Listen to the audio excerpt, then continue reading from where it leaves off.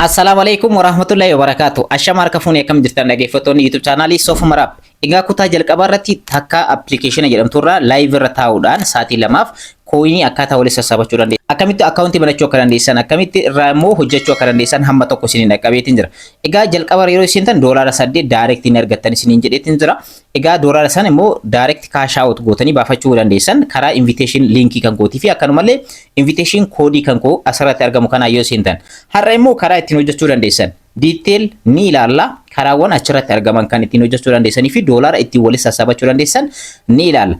Paartii sadaffaa fi isa xumuraa irratti immoo akkamitti $1 achirra hojjetan san withdraw gochuu dandeessan karaa baankii biyya keenyaatiin gochuu dandeessanii karaa USDT yookaan immoo cryptocurrency adda addaatiin baafachuu dandeessanii isas kan ilaallu ta'a. Har'a takka aappii irratti warroon hojjechuu barbaadan live irra teessanii kan hojjetanii taaskiiwwan adda addaa jiranii karaa adda addaatiin giftii adda addaa walii kennuudhaan kan hojjetamudha. So steepiidhaan hunda isaayyuu kan ilaalu ta'a.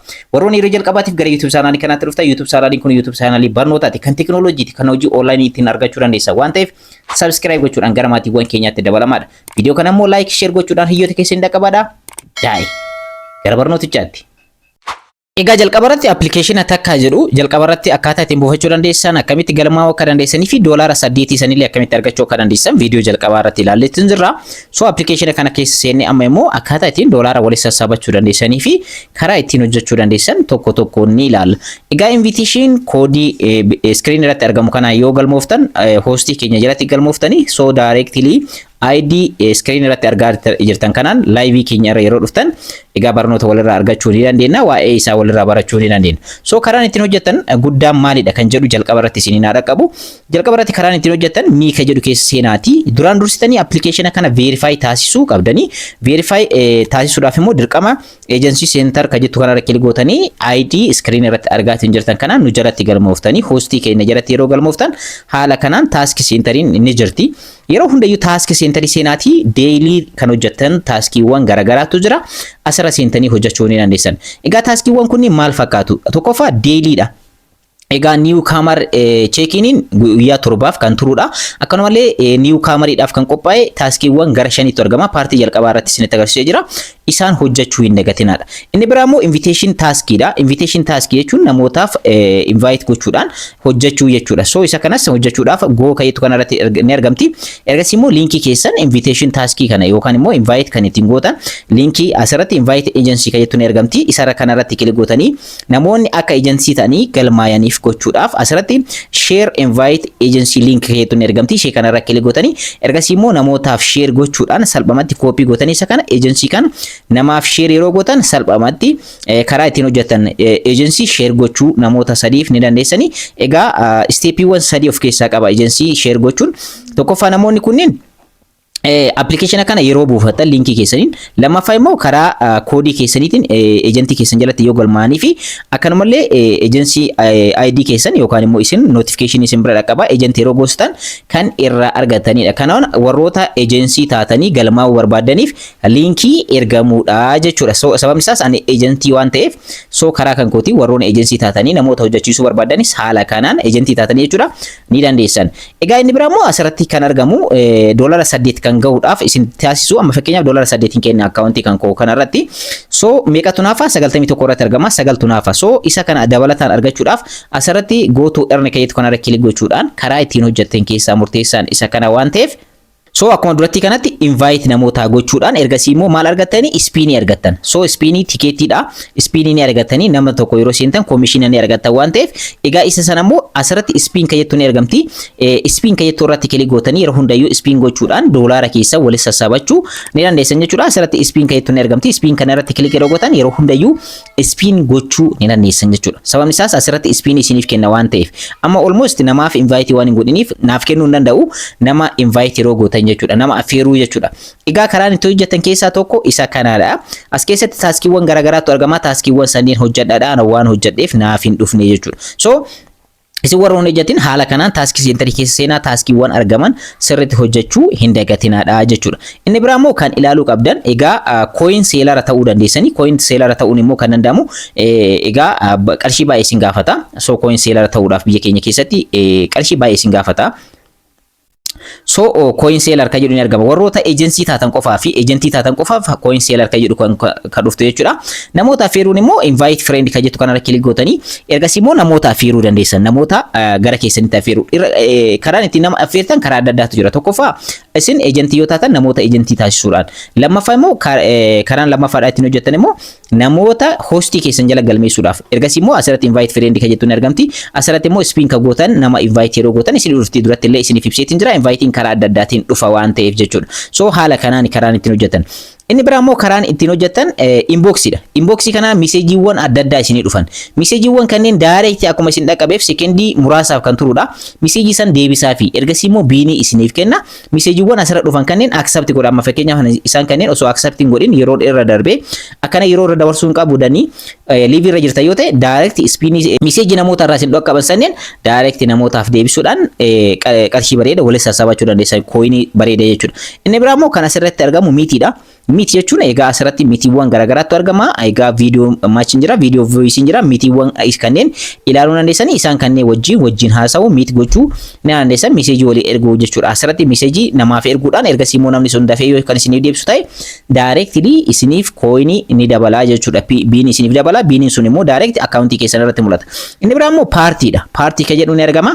Paartii irra yeroo seentan paartiin gosa lamatu argama. Tokkoffaa paartii namaarra seenuu dandeessanii asirratti paartii ka jedhu kana irra yeroo seentan asirratti new ka jedhu haarawa paartii haarawa yoo ta'edha nama haarawa amma seenedha. Asirratti hot ka jedhu illee ni argama. Direct immoo live irratti warroota argaman illee live ka jedhu akkanumallee chat irratti warroota argaman chat irratti game ka jedhu immoo warroota geemii wan adda addaa taphachaatiin jiran geemii wajjin taphachuudhaan karaa ittiin hojjechuu dandeessanidha. Kanneen keessa seenuudhaan live akkamitti seenuu dandeessan kan jedhu waan ilaalluuf rakkoo tokko kan qabu. Inni biraa immoo creators'idha. Creators raankii asirra ilaaluu dandeessanii. Egaa inni biraa immoo event center'idha. Eventiiwwan garaagaraa riiwardiiwwan adda addaa asirratti argama waan ta'eef kana keessa illee seenaatii riiwardiiwwan sanneen hojjechuu ni dandeessan. Inni biraa immoo isaan kanneen ilaaluu ni dandeessanii. Egaa geemiiwwan adda addaati. Geemiiwwan kanneen taphachuudhaaf egaa jalqaba coinii isin gaafata. Fakkeenyaaf coinii 80 qaba. Coinii 80 yoo qabaattan direct asirra dhuftanii geemiiwwan kanneen taphachuu ni dandeessan. Guruupii irrallee osoo jirtan jechuudha. So inni biraa immoo mine ka jedhutu argama. Mine ka jedhu kana paartii mataa keessanii create godhachuu dandeessan. Paartii create gootanii paartii kanarra taa'uudhaan egaa live yeroo dhiyoo keessatti ni fidan jedheetiin jira. Paartiidha hanga ammaatti kan ittiin hojjetamu application kun akka Joyoodha, Popo maal Nike kanneen live hin qabu hanga saraa jechuudha. Kan qabu paartiidha. Paartii create godhachuudhaaf asirratti paartii mataa keessanii create godhachuu ni dandeessan. Ruumii create godhachuu kan dandeessan garuu levelii 15 yoo dabartanidha isanii ilaala. So paartii mataa keessanii create godhachuudhaaf create paartii ka jedhu kanarra kilik gootanii ergasii immoo paartii mataa keessanii create godhachuu ni dandeessan. Egaa paartiin kana fakkaata. Ergasii immoo live seenuu dandeessan, chat seenuu dandeessan. Egaa paartii kanaan jechuudha. So go chat ka jettu ni argamti. Ishee kanarra kilik gochuudhaan egaa live seenuu dandeessan, chat seenuu dandeessan. Egaa haala kanaan paartii seenuu ni dandeessanii. Paartii keessa yeroo teessan amma sagaleen xiqqoo ishii waan waraabaa jiruuf isinitti hin dhagamu jedheetiin keessaa ba'ee.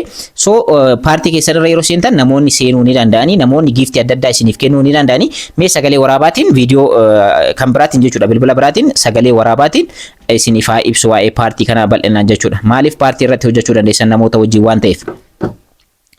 Egaa gara paartiitti create paartii kan jettu kanarra kilik gochuudhaan egaa maqaa keessan direct kan ittiin bantan ni argama. Kan koo amma akkuma asirratti argatan soofumar faamiliidha. Faamilii kan koo jalatti argamta waan ta'eef isa kana edit gochuudhaan wantoota adda addaa irraa barreessuu ni dandeessan. Egaa namoota nam tokkoffaa, nam lammaffaa, nam sadaffaa jechaatiin kan deemu so live seenuu dandeessan, chat seenuu dandeessan karaa lamaan. So live kan seentan yoo ta'e live direct asirratti haala kanaan live seenuu ni dandeessan. Amma live irratti haasaatiin viidiyoo isiniif waraabaatiin jira waan ta'eef. So haala kanaan live kan seenuu dandeessan, live haala barbaadan maayikii irra taa'uu dandeessan, geemii ta'uu danda'a. Egaa live haala kanaan seenuu dandeessan. Chatiidhaan illee hojjechuu dandeessan. Karaa lamaaniyyuu isiniif laakkayaa. Asirratti garuu saatii isiniif laakkayaa waan ta'eef saatiin kuni 2 yoo kan guutuu ta'e directly 4,000 biini isiniif kenna guyyaa jalqabaatiif. Egaa VPN itti yoo fayyadamtanidha. VPN itti yoo hin fayyadamne immoo gonkumayyuu 1,000 qofa isiniif kenna. So go to chat kan jettu kanarra kilik gochuudhaan mee seenneetiin maal fakkaata kan jedhu waan tokko direct gara meetti jijjiirama gara laayiviitti jijjiirama viidiyootti jijjiirama malee garaagarummaan qabu. Kanaaf namoonni asirra dhufanii asirra ta'an fakkeenyaaf nam tokko asirra dhufee asirra ta'a wantoota adda addaatu as jala kanarratti wantoota adda addaatu argama miseejii walii barreessuun jira asirratti giiftii walii kennuudhaaf immoo mallattoon giiftiidha kan dhumarratti argamtu ni jirti giiftii adda addaa walii kennuu ni dandeessan amma fakkeenyaaf kan kooyinii 80 qaba isa kana giiftii namootaaf yeroo kennu filaaworii hangana kana namaaf yeroo kennu daayirektilii yookaan immoo ofii keessaniif namoota baay'inni asirratti argaman keessaa isin filachiisa namoota sanneen irratti hiikuudhaan akkuma kanaan dura poopoo maal irratti beektan jechuudha giiftiiwwan kanneen namaaf kennuu ni dandeessanii garaagarummaa hin qabu waan ta'eef isaatii gubuun barbaadu. Inni biraa immoo asirratti wanti ilaaluu dandeessan asirratti kilik gochuudhaan asirratti immoo adjust gochuu dandeessan ruumii keessan sagalee barreessuu muuziqaa adda addaatti dabaluu namaaf bilbiluu effeektiiwwan adda addaa wantoota garaagaraatu argama asirra giiftii yeroo walii kennitaniif immoo giiftii argachuudhaan egaa biinii keessan yookaan immoo kooyinii keessan guddifachuu ni dandeessanii egaa kana fakkaata bal'inaan immoo gara ruumii keenyatti yeroo dhuftan yeroo hundayyuu ID screen irratti argartan kanaan yeroo live jirru isiniif ibsinaa jechuudha. Egaa kana fakkaata. Karaan inni biraa immoo ittiin hojjechuu dandeessan kana sa'aatii 2 kan taa'uu dandeessan sa'aatii 2 erga teessanii booda kooyinii keessan fudhachuu ni dandeessanii jechuudha. Egaa inni biraa immoo maalidha? Asirratti kan hojjechuu qabdan kan asirratti jiru jechuudha baay'eetu jira leeviliidha maay leevil kan jedhuun argama egaa ruumii mataa keessanii kireet godhachuudhaaf ruumii jechuun ruumiiwwan asirratti argaman kanneen ilaalaadha kan namoota jechuudha namoonni baay'een irratti argaman haa ilaalu paartii keessa seentanii haala kanaan ruumiiwwan bal'atu jira miti ruumiiwwan adda addaa asirratti ni argaman kan laayivii irratti argaman jechuudha akka laayivii akkana ruumii mataa keessanii paartii banachuu ni dandeessanii ruumii garuu banachuu hin dandeessan ruumii mataa keessanii banachuudhaaf dirqama maal gochuu qabdanii asirratti maay leevil kan jedhu kana leevila meeqa gahuu qabdan leevila 15 gahuu qabdan salphamatti jechuudha leevila 15 gahuudhaaf immoo egaa giiftii adda addaa namootarraa biinii argachuu dandeessanii egaa fakkeenyaaf leeviliin duwwaan hanga kooyinii 5,000 isin gaafata leevilii lammaffaadha hanga leeviliin tokko haga 5 immoo kooyinii 5,000 hanga 85,000 ti leevilii 6 hanga 10 immoo 85,000 hanga 348 ti leevilii 15 gahuudhaaf dirqama miliyoona 1.8 gahuu qabdan jechuudha so kana yoo qabaattan kooyinii hangana yoo qabaattan salphamatti leevilii keessan guddifattanii ruumii mataa keessanii banachuu dandeessan. Ruumii banachuun immoo giiftii adda addaa akkanumallee dabalataan taaskii adda addaa hojjechuudhaaf isin fayyadaa jechuudha. So riichaarjii gochuu ni dandeessanii riichaarjii kan jedhu kana irratti kilik gootanii riichaarjii gochuu ni dandeessan guuttachuu ni dandeessanii namarraa bitachuu ni dandeessan. Kooyinsii ilaaluun ni jiru isas ilaaluu dandeessan. Chaarmi leevil kan jedhamu ni argama. Chaarmi leevil illee asirratti haala kanaan kooyinii meeqaan akka guddatu ilaaluu ni dandeessan. Kanaan dura warroonni jooyoo maal irratti hojjetan baay'een keessan ni beektan waan ta'eef. Inni biraa immoo istoorii akkanumallee baajiidha. So haala kanaan jechuudha. Faamilii kan jedhamu kana ruumii kee mataa keessaniif kan faamilii banachuudhaaf leevilii 15 gahuu qabdan isin jedhee jira. Fakkeenyaaf faamilii kan jedhu kanarratti kilik godhee faamilii ruumii mataa kan kooti kireet gochuudhaaf yeroo deemu akkuma asirratti agartan kireet faamilii kan jedhu ni argama. Kana banachuudhaaf tokkoffaa maqaa keessan faamilii neemii yookaan immoo faamilii keessan fakkeenyaaf kan koo soofumar faamilii jedhamiti akkasitti banachuudhaaf maqaa keessan ni uumtanii fi taagii ni uumtanii fi annaawunsimentii waa'ee gara keessanitti namoonni yeroo dhufan maal akka ibsa bareedan ni barreessitanii fi kana gochuudhaaf immoo tokkoffaa leevilii 12 yookaan immoo kooyinii 300 qabaachuu qabdan kana kireet gochuudhaaf leevilii 12 gahuu yookaan immoo dabalataan immoo 300 kooyin qabaachuu qabdani inni biraa immoo free create gochuudhaaf free kafaltii tokko malee kooyinii kanallee osoo isin gaafatin leevilii kanallee osoo isin gaafatin banachuu barbaadan immoo leevilii 15 darbuu qabdan kana yoo darbitan create jettanii banachuu ni dandeessan egaa faamilii mataa keessanii uumachuu jechuun faamilii kan akkamitti isinitti fakkaate amma asirra seennee mee isinitti agarsiisu faamiliiwwan live irra jiran isaan kanneen ilaalaadha amma nama baay'eedhaan kan daawwataman ni jiranii isaan kanneen jechuudha akka haala kanatti faamilii mataa keessanii uumtanii maqaa dhaawitanii egaa namoonni gara keessanii dhufanii isin biratti akka hojjetaniif kan isin affeeruu dandeessanidha jechuudha. So kana fakkaata akkaataan ittiin hojjetan. Egaa step itti aanu keessatti immoo withdraw method isaa ni ilaalla. Akkamitti baafachuu akka dandeessan kan wajjin ilaalu ta'a. Profaayilii keessanillee immoo edit gochuun dagatinaadha. Verify gochuun dagatinaadha. Asirratti wantoota lama isiniif ibsa. Tokkoffaa kooyinii fi akkanumallee biinsiidha. Kan baafatan biinidha. Kooyinii miti. Kooyiniin gara biinitti jijjiirama. Kana jijjiiruudhaaf immoo biin kan jedhu kana keessa seenuu dandeessa yookaan immoo cash out kan jettu ni argamti. Isee keessa seenuudhaan kooyinii keessan gara biinitti jijjiiruu dandeessan. Gara biinitti jijjiiruudhaan giiftii namaa wal jijjiiruu dandeessan. Akkuma kanaan dura baay'een keessan beektan kooyinii qabdan namaaf giiftii kennuudha jechuudha. So haala saniin asirratti fakkeenyaaf withdraw gochuu kan dandeessan biiniidha malee kooyiniidha miti. Kooyinii 80 qaba biinii garuu gonkumayyuu hin qabu. Karaa ittiin baafachuu dandeessan kutaa lammaffaa keessan maal fakkaata kan jedhu ni ilaalla. Egaa kooyinii kana walitti sassaabachuudhaan ruumii namootaa irra deemtanii yookaan immoo ruumii keessan irratti yookaan paartii namootaa irratti laayivii namootaa irratti namoota wal jijjiiruu ni dandeessanii jechuudha. Direct gara family keenyatti yeroo dhuftan ID screen irratti argamu kanaan direct yeroo live irra jirrutti party irra jirrutti direct nu wal jijjiru maatii keenya wal jijjiru ni dandeessanii kana fakkaata. Kutaa itti aanu keessatti ammoo akkami withdraw gochuu dandeessan kan jedhu kan ilaallu ta'a. Kanarraa asirratti xumuree jira. Egaa akkuma isinitti agarsiisee jechuudha takka live app irratti live stream dha live irra taa'uudhaan sa'aatii 2 teessanii sa'aatii 2 yeroo teessan warroonni VPN itti fayyadamtan directly binii 1000 kan argattan direct jechuudha guyyaa tokko keessatti sa'aatii 2 yoo teessan akkasumallee warroonni immoo warroonni 1000 argattan torbaan tokkoof kan turudha torbaan tokkoon booda gara 1000tti gad deebi'a isas detail keessa seeneetiin kan ilaallu ta'a detail keessa seeneetiin hundayyuu wanta hundayyuu wajjin ilaalleetiin jira. Egaa haala kanaan hojjechuu kan dandeessanii fi application adda ta'edha. Application kanarraa fayyadamaan ergaa kan koo kanarraatti jechuudha. Egaa paartii sadaffaa keessatti withdraw meetiin isaa maal fakkaata kan jedhu ni ilaalla. Kanarraa asirratti xumuree jira. Warroonni YouTube channel kanaaf haaraa taatan subscribe, like, share gochuun irraa fayyadamaa. Yeroo biraa viidiyoo biraatiin wal argina hanga sitti nagaan jiraadhaa.